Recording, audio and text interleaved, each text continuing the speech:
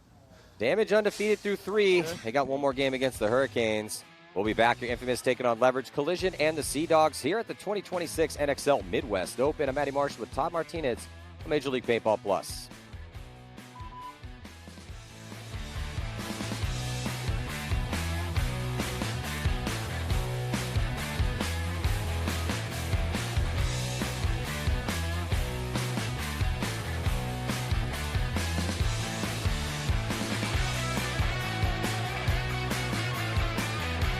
Paintball Plus is your all-access pass to the sport's biggest stage.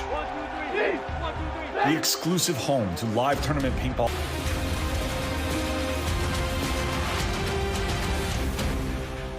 Go beyond the field with Major League Paintball Plus.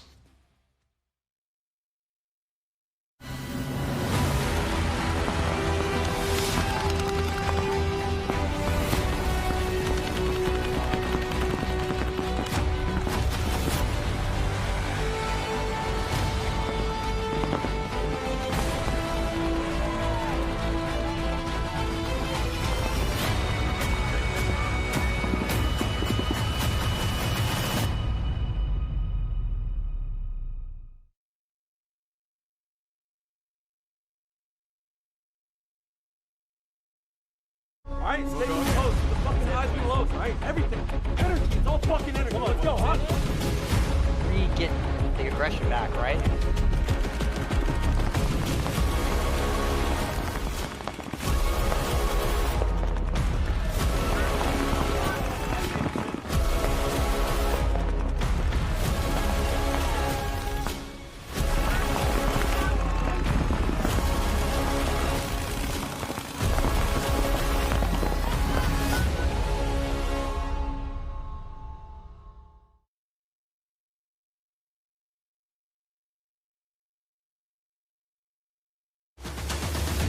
Every team in this fucking league.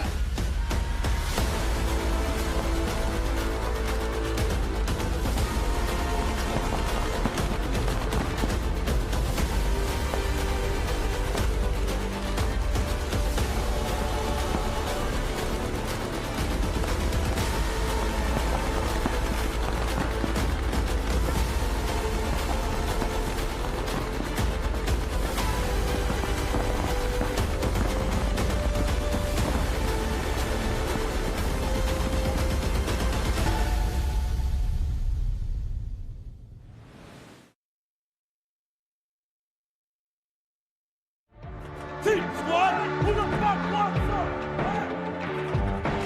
Let's go, baby! Let's go! Let's go! Come on!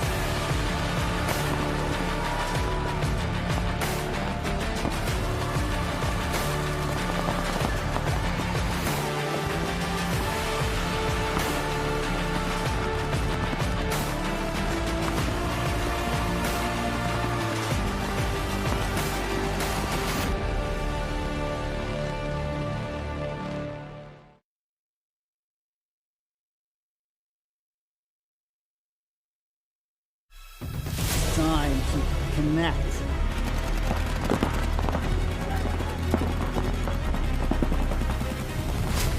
Win this punch. Win the moment. 3.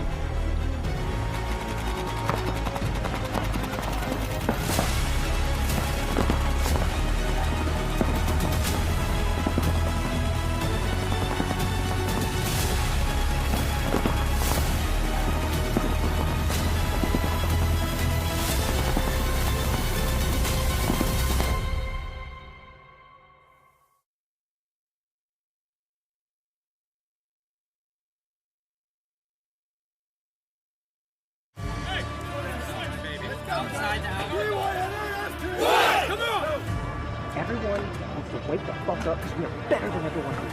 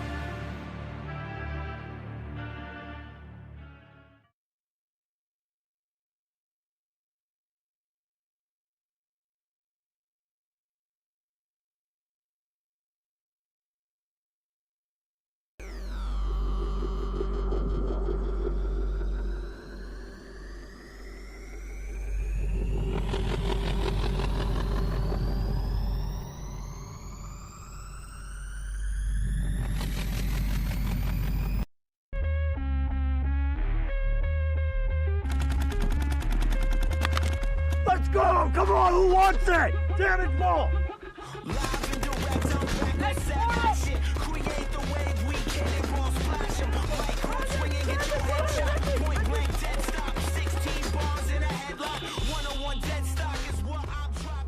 Same old. You know, you know what to expect, man. We're just gonna put in that work, dog. That's it. Infamous